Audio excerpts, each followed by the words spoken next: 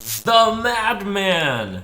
Welcome to my Druid, Hunter, and Mage star review for Ashes of Outland. Druid has a lot of archetypes going for it right now, and that looks like it's going to be continuing into Ashes of Outland. Starting with Token Druid. Token Druid gets Fungal Fortunes and Glowfly Swarm, and I think this is going to turn things a little bit away from Treants and a little bit into just good token cards and more towards Spell Druid.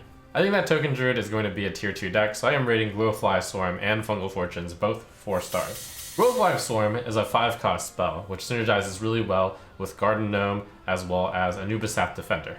The particular Token Druid deck that I built actually runs only 6 minions, so 24 spells in it, which is plenty good for Fungal Fortunes and really good for Glowfly Swarm. I anticipate that on turn 5, it'll be able to summon 3, 4, 5, maybe even 6 Glowflies, and that is a lot of tempo on turn 5. That could escalate Token Druid into new heights. Over in Camp Embiggen Druid, I foresee it putting in Marsh Hydra and potentially Overgrowth into its deck. I'm giving both of these cards 4 stars because I anticipate Embiggen Druid will continue to be a tier 2 deck. The Dream for Embiggen Druid now becomes Breath of Dreams on turn 2, into Overgrowth on turn 3.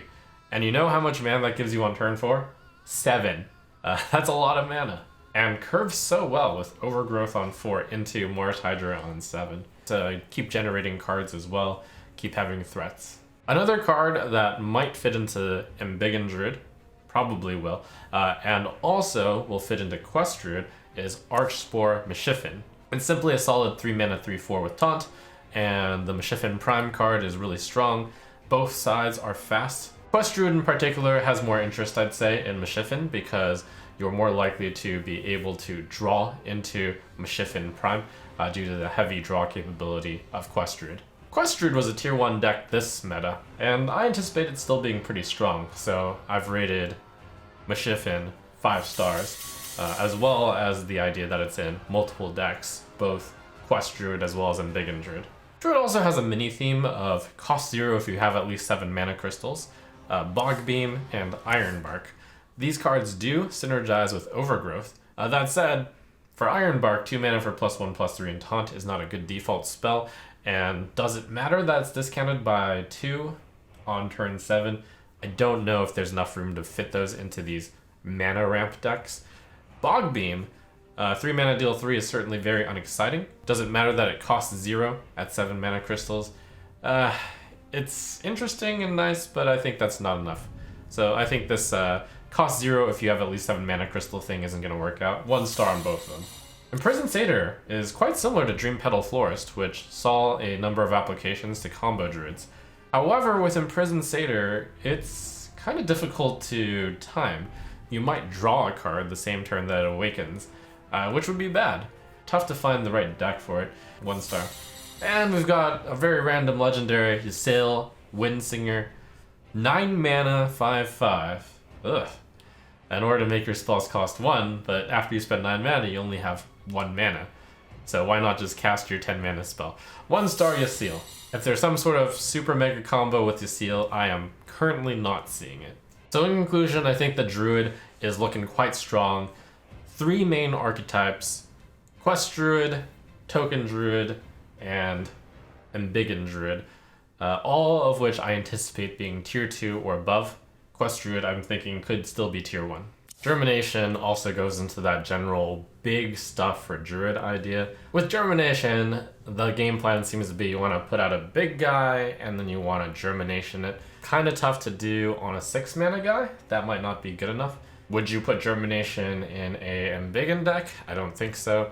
So Germination seems to fit some sort of ramp deck that isn't Embiggen, but I don't think such a deck will exist. I think Embiggen is still the best version of that, and I don't think Germination is good enough to include in that deck. It's a 1 mana discount on Faceless Manipulator, which can't target your opponent's stuff. 1 star.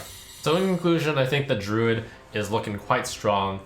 3 main archetypes: Quest Druid, Token Druid, and Embiggen Druid, all of which I anticipate being tier 2 or above. Quest Druid, I'm thinking, could still be tier 1. Hunter has a major theme this expansion. 6 of its 10 cards directly deal with beasts or beast buffing, and then 2 of its cards are simply beasts. The first 4 I just think are a bit too selective and weak. Hellbore is a 1-mana 2/1 that grants a random beast in your hand +1/+1. That's just not enough bang for your buck.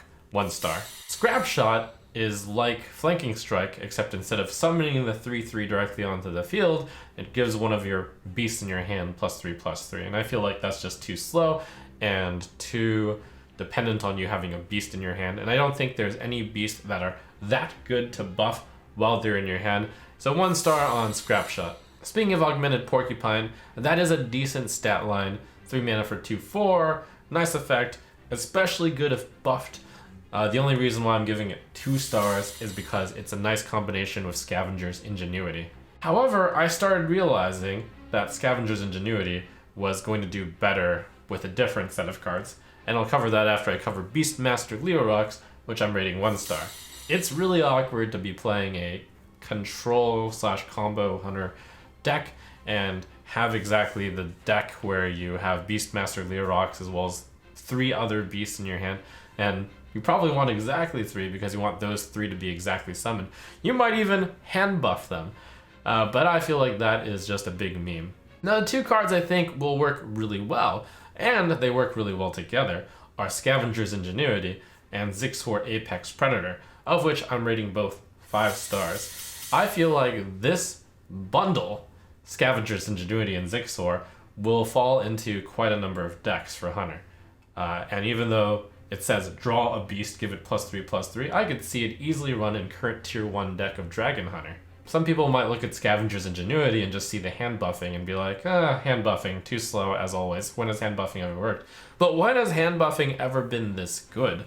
And not only that, it draws you the card that will get buffed, guaranteeing you something to hand buff. Now, when you combine this with Zigzagour Apex Predator, that's pretty good. You can fetch Zigzagour Prime with Ingenuity, and that is a card where if you manage to Ingenuity out Zigzagour Prime, you're getting 4 7/7s for 8 mana. Now that is tempo. I think the basic beast package, you're going to have 2 Face Stalkers, you're going to have Zigzagour Apex Predator, and Scavenger's Ingenuity will either hit the Face Stalker or the Zigzagour, and either one you hit, you'll like. I've got Pack Tactics, an excellent secret. I'm giving that 5 stars because I feel like that is a card that will just slide right into Highlander Hunter as well as Dragon Hunter. You already have the Face Stalker, so Face Stalker now can fetch out Pack Tactics. Pack Tactics does work especially well with Death Rattle, but I was not able to come up with a competent Death Rattle Hunter deck, but maybe you can. Mok'Nathal Lion is meant to be in that Death Rattle Hunter deck. I didn't really manage to form one, but it certainly has really good stats if you manage to gain a copy of its Death Rattle. I was not able to, so 1 star Mok'Nathal Lion. Imprisoned Felmel, 1 star. I had to wrestle with this one quite a bit because 2 mana for 5/4 is really tempting. The problem is it's unreliable. Face Hunter doesn't want a card that doesn't do anything for 2 turns if you draw it too late. And yes, I am aware of the comparison Toxic Reinforcements, which I got really wrong last time around, which basically is also dormant for 2 turns. But I feel like that payoff is higher than Imprisoned Felmel. And finally, come on and slam, and welcome to Nagrand. It's Nagrand Slam. This is a card that I changed the ratings on a lot internally, but I'm sticking with 4 stars. I think that you will put in 1 copy of Nagrand Slam into your Highlander Hunter, but I'm not sure. Seems really flexible, really good. Yes, Hunters should be afraid of seeing the double-digit mana cost, but I think in Highlander Hunter, that's exactly where you want to run 1 copy of a really impactful 10-mana card.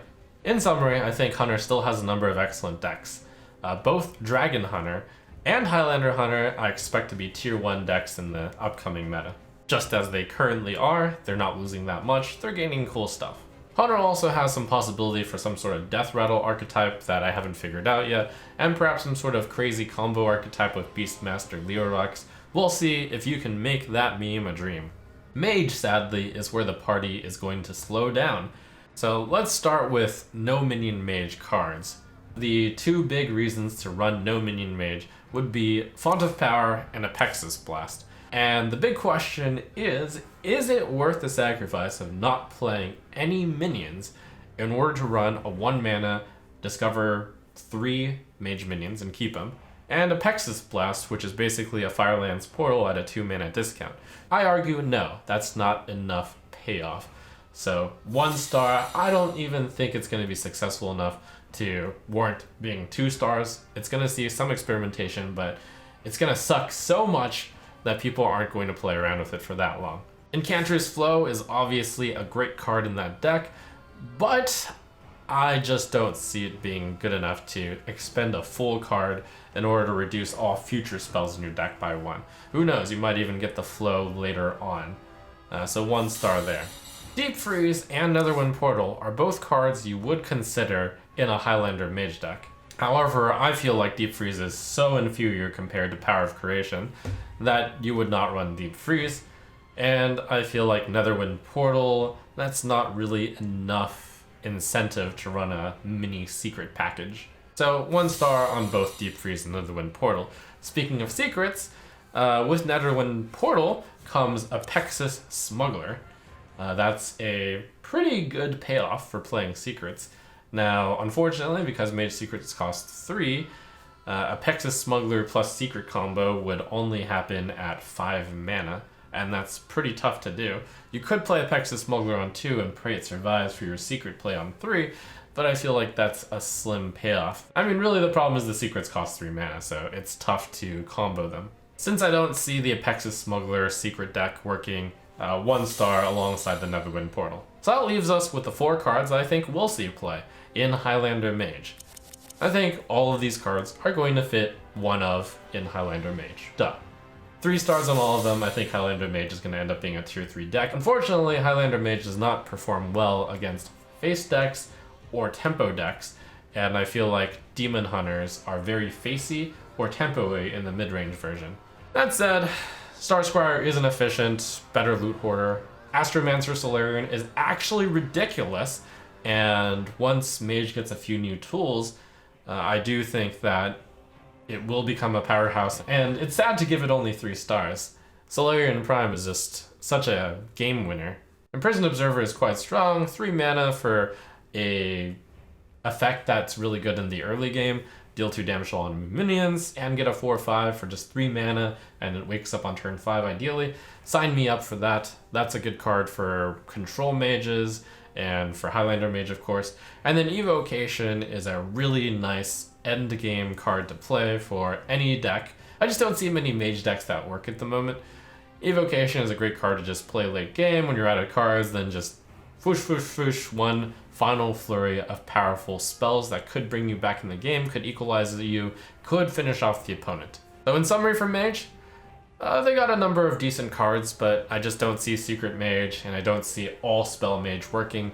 And unfortunately, Highlander Mage takes a bit of a hit because of increased aggression in the expected meta. So there you have it for Druid, Hunter, and Mage. I think all of the classes, especially Druid and Hunter, are getting some good decks and good cards to include in those decks in order to compensate for the rotation of cards.